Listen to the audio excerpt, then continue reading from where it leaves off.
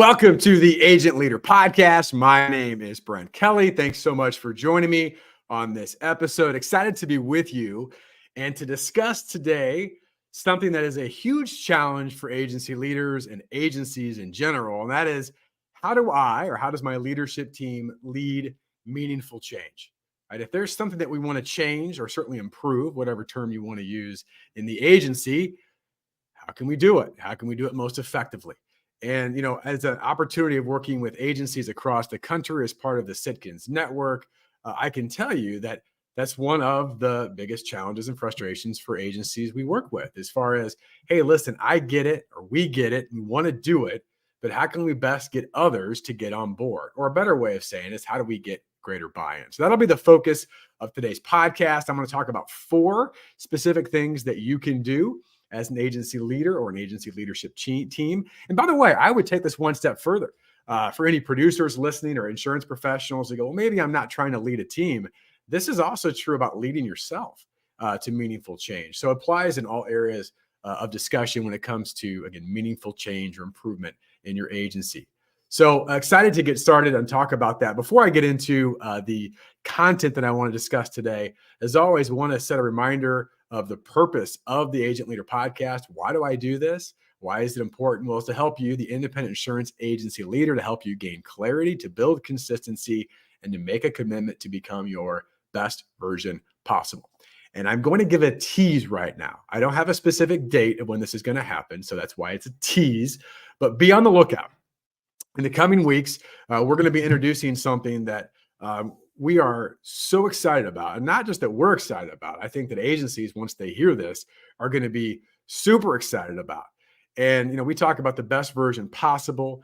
We've got the best version possible experience, the best version possible process that we have our member agencies go through. But one of the things that we've talked a lot at Sitkins in the last year and beyond, but certainly the last year, is how can we help get agencies that may be on the fence, or they're really interested in doing something, but they're not sure if they want to take that leap. How can we give them something meaningful, impactful, that they can begin to use and implement at a level that will get them on board and get them results quickly, right? Get them integrated quickly. So be on the lookout for something coming that's going to do just that. Again, we can't wait to announce it. We can't wait to get it out there. We can't wait for you as an agency leader and agency teams to be able to experience it because we know the impact that it's already had on agencies and the insurance professionals on your team, and the impact it'll have for you moving forward. So be on the lookout. All right, last thing I'll say on that. All right, let's get into the content today, because this is important content. As I've done in the past, I've got some bullet points, but I'm going to speak a lot from my heart and a lot from experience on this that I want to share with you, again, the agency leader, of what you can do or your team can do, or how you can lead yourself to meaningful and significant change as you move forward. And there are 4 things that we're going to get into. But before I get into the 4 things, I just wanted to state this up front. In fact, I did a LinkedIn post, and I'm also live on LinkedIn right now. So hello for all the LinkedIn people that watch this. But I did a LinkedIn post this week that relates to what I want to talk about today. And what I put on LinkedIn, I'll start off with on this podcast, is this: that if I offered you $1 million today, would you be open to that change? Right? If I said, hey, we're going to make a big change today. Here's the change. You ready? I'm going to offer you $1 million. I'm going to give you $1 million. Would you be open to that change? The answer, of course, is yes. Of course I would, Brent. But now here's an interesting thing. Let's take a different direction. If I were going to say this, hey, for the next week in business, you're going to have to write using your non-dominant hand. Right? No reason, just because I told you so. Starting this week, if you're right-handed, you now have to write left-handed. You're left-handed, you have to write right-handed. Would you be like, oh, cool? Right? Probably not likely.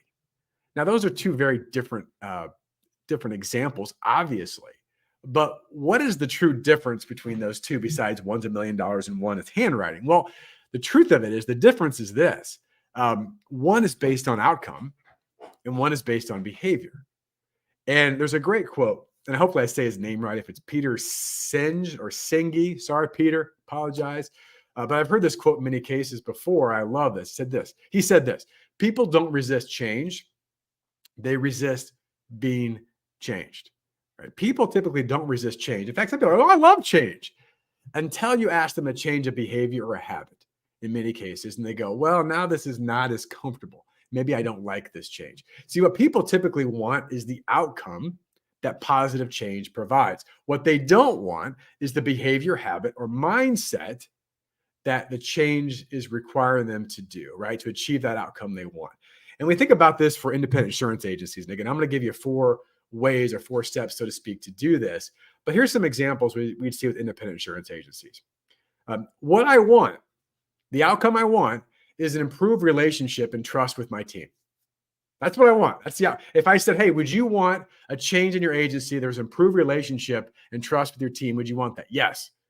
All right. But what they often don't want is proactive communication and accountability, right? That's what leads to relationships and trust, right? So if I talk to a producer, for example, or a production team, what I want is a larger book of business, the outcome. Would you want that change? Of course you would.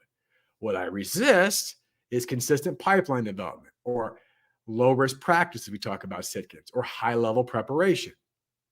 What I want is more sales and service capacity. I want greater capacity for my sales team, my service team to do things at a higher level, to have more time to do what's most important. Would you want that change? Yes. What I resist, or what gets resisted, is implementing specific systems and processes, right? So the bottom line, again, the idea of significant improvement without an attachment to behavior modification is why people don't do it, because the idea of a significant improvement is great, but to do something makes us uncomfortable. And guess what? We like, as humans, to be comfortable. That's why we often stay content on talking about what we're going to do versus doing the thing that'll actually determine or get us the result or outcome we desire. Right? Logically, it doesn't make any sense. Emotionally, it makes perfect sense, because guess what? The comfort zone is comfortable. So as we get in today, I want to talk about things, well, okay, that may make sense to you, but what could I do, or we do as an agency leadership team, to help lead our team into significant change? And by the way, as you're going to hear me talk about, it has to be impactful change, right? Not just change for the sake of change.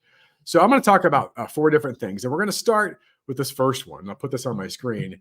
Is about, and I'm going to compare and contrast, right? A couple of different sides.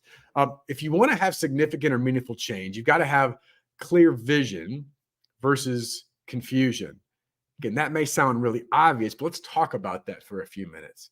Clear vision is that if your team asks you, or someone on your team asks you, where are we going? What will that look like? And what will that mean for me? Could you give them a clear and compelling vision of that future? Or is it, well, you're going to do lots of stuff, lots of people, lots of times, and it may change and vary, right? And by the way, I've mentioned this on podcasts before, but most agencies and agency leaders I talk to, and I'm guilty of this too, this is not easy. If you ask them what are some frustrations or things that are challenges to your agency success, they can often give you a number of reasons or answers. It's this, it's this, it's this. But when you ask them, what do you really want? Where do you really want to go? What does it look like? That becomes, gosh, I haven't really thought about that. So the first thing that you have to do, if you're going to ask someone else to change or lead them in a new direction, be really clear on what that direction and that change is going to be. And by that is really set the outcome. And then, of course, we'll talk about this in a minute, some of the things they'll need to go along with that change. But set a vision or expectation, a vision of a compelling future. If someone drove up to the front of your office or your house today and they pulled up in a car and they said, hey, hop in. Now, besides the fact that maybe you don't know them, that would be weird.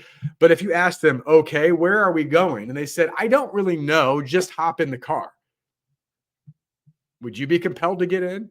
No, you'd be confused. You'd be like, well, I don't know where we're going. I don't know if I want to do this. So the first step of meaningful change is have a compelling and clear vision of where you're going and what it's going to look like, right? John Maxwell says it best. Leaders see more and leaders see before others, right? They see more. They're able to help some of their followers see the direction they're going, paint a vivid picture that compels people to say, maybe this is something I want to be part of, right? So that's the step 1, or key area number 1, is clear vision.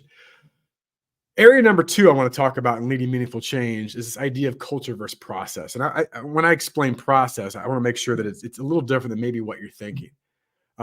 and I'll state this by asking this question. If you were going to implement a change in your agency, and it could be anything. I mean, it could be a new agency management system. That's a pretty big change.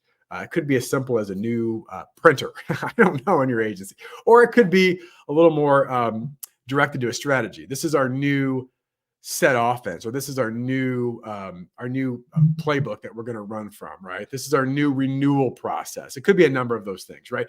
But the new thing.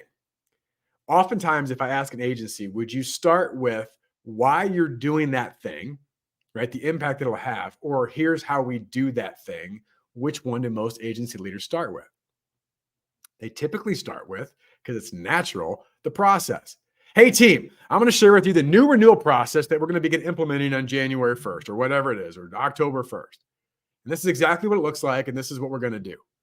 Now, that's better than nothing, but better than that, that's the process. What you should be focused on, certainly in the first phase of change, is the culture, meaning why are we doing this?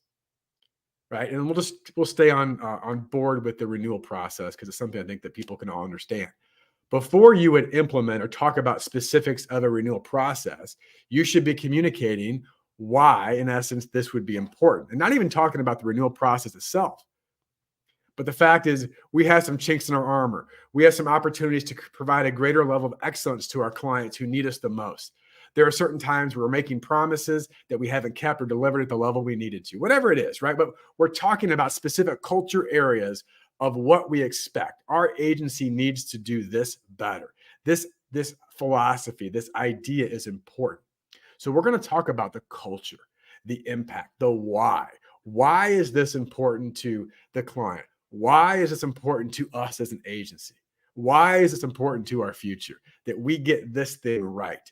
And as you begin to communicate, now, again, depending on the change, it may be a week or two, and it could be months, depending on the significance or size of the change you're implementing.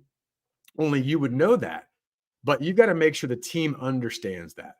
So we always talk about this if we would graphically put it out there, that the first step of this, 80% of your time, energy, and effort is talking about the culture.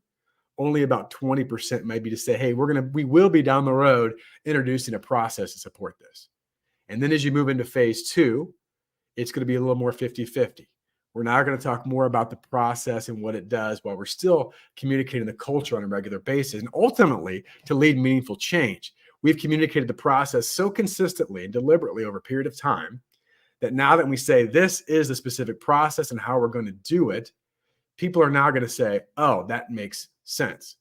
We've been talking about the importance of the why, so it would be a natural outcome that we would install this process to satisfy the culture that we've been building around this specific area, right? And so, in fact, looking at it, you could have 80% now spent on the process. That's always reinforced only at a small percent now because you've set the foundation with the culture. Why is that important? Well, it's because if we're going to lead meaningful change, we need to get buy-in.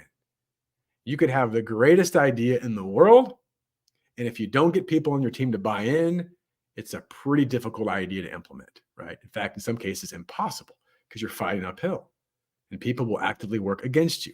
Now, does this mean you're going to get 100% buy-in? No, right? No one's going to get 100% buy-in, but make your job easier. In fact, the quote that I've used many times is that you can either connect with people or you can try to convince them. As my mom said years ago, those convinced against their will are of the same opinion still. So if you walk in with this is the new process, you're going to do it because I said so, and this is how you're going to do it, and you're going to start doing this tomorrow, and gosh darn it, you're going to like it.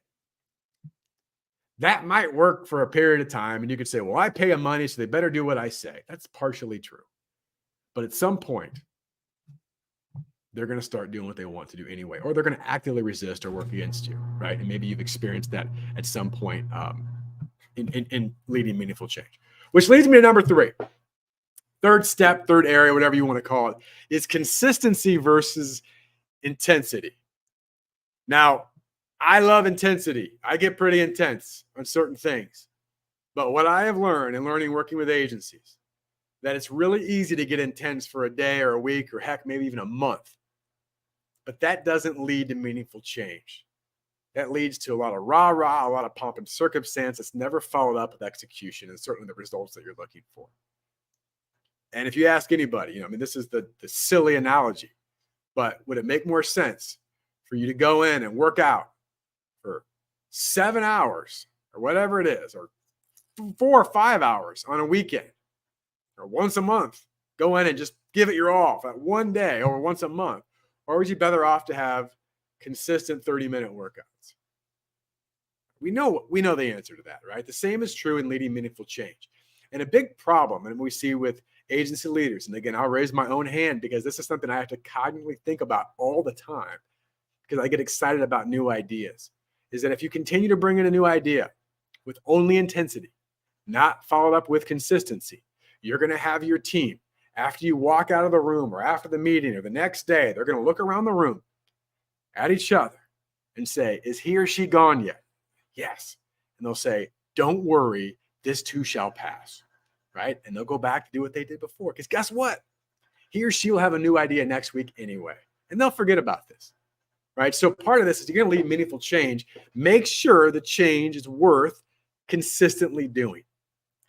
And so this is something I've said before, but I'll mention again, is that if you're going to make and implement a change, a positive change to your agency of any kind, ask yourself, does this excite me 1 year from now? Could I see our agency doing this 1 year from now, knowing all the things we have to do consistently? Now, again, that's even easier because you haven't done it all yet, but just ask yourself that. It's really easy to think, oh, this is the next 3 days, 7 days, 1 month. But is this meaningful change? Because in my opinion, if you're going to implement change in your agency, significant change, something that's going to make a difference, if I don't see us doing this a year from now, I sure as heck shouldn't start doing it today. It's going to be a waste of everyone's time, energy, and effort, right? So consistency versus intensity. Which leads me to my last one, which really kind of sums up everything together. And I think there's overlap in all of these. But this idea of commitment versus complacency. And this is, again, similar to consistency, but I think there's some slight difference here as well. It's easy to make a commitment, and I mentioned earlier, right? It's easy to talk about the things that we're going to do, right? That's not a commitment. That's a hope. That's a wish. That's an intention, right? A commitment is there are certain metrics or areas or things we're going to do. And the word that you can write in there if you're taking notes at home is accountability. There is accountability. If you come in and talk about change and begin to go through the culture and into the process, what are the things that we must be accountable to and for to ensure this takes place? Whether it's tangible strategies, whether it's deadlines that we need to look at. Again, could those shift and move? Maybe, but at least we've got them, right? Where are we at on this? What does that look like? What is the next step we need to take here, right? That's commitment. One of the examples I talk about frequently is, years and years ago, I ran a marathon. I haven't done one since because it was my bucket list, apparently. But I just think about this. If I were to decide that I want to run a marathon again, and I don't, but if I did, would it be better or worse if I sat here, maybe I watched a video or I read a book or I talked to someone and they're like, man, you should run this. I'm like, you know what? I should do one again. I'm going to run a marathon, gosh darn it. I'm going to run a marathon. And that's as far as it came. It's going to be next spring. I'm going to run a marathon next spring. How likely would I be to actually do that marathon, right? That was a passing thought or an intention. That's not commitment. Commitment is, I thought about it, I talked to someone, and then I did what? I signed up for the event. I paid a fee. I bought my shoes. I created a training plan or schedule. I had an accountability partner saying, hey, I'm going to be doing this. I need you to hold me accountable to do this, right? The flip of this, of course, is complacency. Because what happens if you don't create yourself a committed plan with accountability? At some point, 1 month, 2 months, 3 months, 4 months, and all throughout that, things are going to be hard. Things are going to be challenging. And if you haven't really committed full out to something that you believe is important enough to take a change and take some time, energy, and effort to do, you will at some point say to yourself, you know what? It wasn't that big a deal. I didn't really need to do that, right? From an agency perspective, it really wasn't that important. I don't know if it's really worth this anyway. And gosh, that was a few months ago. And now that I've thought about it, right? That's the difference between commitment and complacency. So if you're going to lead meaningful change, make a true commitment. Have accountability partners, right? As you go along the way, have a plan, but have a plan of action. And by the way, just because you have a plan doesn't mean it's always going to be followed. But guess what? You've got a plan. Dwight Eisenhower, I love this quote. He said, I found that in preparing for battle, the plans were useless, but the planning was indispensable. And part of that is the strategy and the commitment and the accountability behind that. All right, so 4 areas. You want to have meaningful change for your agency. And again, if you're taking notes, here are the 4 to write down. 4 things to lead meaningful change. Number 1, do you have a clear vision of the outcome that you want? Do you see it? Can you paint the picture? Is the vision compelling?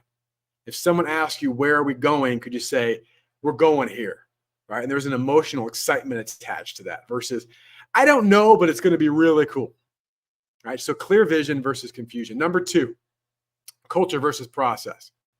Are we starting first with culture? Why we're doing this, the impact it makes to our agency, our clients, whoever the change involves, versus saying, this is the new thing and how we're going to do it on day 1. Why is this important? Because if we can establish the culture and the why, we can get greater buy-in. And if you don't have buy-in, you can't lead and get meaningful change. So culture versus process. Number 3, consistency versus intensity.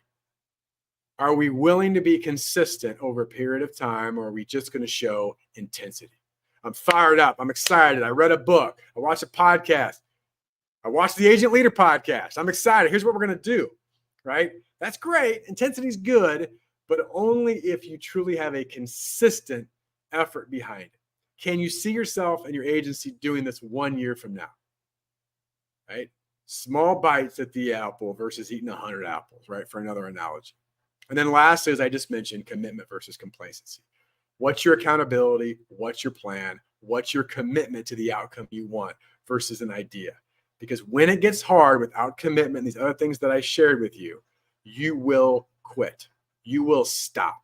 How many things, raising my own hand, have you thought about or got excited about that you never fully committed to? You never actually executed? I can think of many things. And if I go through those 4 that I just listed, including this one, I can tell you there was a breakdown in one or all of those parts of why I never continued with something that I believe was important. And the last thing I'll say is that if there is meaningful change, if you've thought about this and you've really taken this home, this isn't just a passing thought, then how long will you wait to start this? How long will you wait? Now, as I mentioned, there are things that you want to discuss. There's culture aspects. But the law of diminishing intent says something very clearly. The longer you wait to do something you know you should probably do, the less likely it is that you'll ever actually do it. So, what is that meaningful change that you know it's right for your agency, it's right for yourself, it's right for your team, whatever your specific area is, and how long are you going to wait to get started? And then as you start that change, these 4 areas are going to be most impactful for you to lead yourself and your teams to the outcome you desire. Hopefully this was helpful to all of you. Thanks for listening in. Again, for all of our live viewers, thanks for popping on here as well. Obviously, this podcast is also available, whether it's Apple Podcasts or Spotify or Amazon or other places I don't even know, YouTube. So please subscribe and leave a review. We're trying to grow the audience here. We want to help agencies. We have a passion to help agencies, to help empower agencies, to equip agencies, to educate agencies to become that best version possible. By the way, if you don't have the book, go to sitkins.com/BVP to get a copy of the Best Version Possible book. This is succinct and can give you some guidance in your agency that you're looking for areas of growth.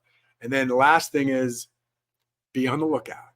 There's a big announcement coming in the next few weeks that's going to transform agencies and allow you as an agency to get on the fast track to success. Can't wait to tell you about that. Thanks so much for listening. We'll talk to you soon. Thanks.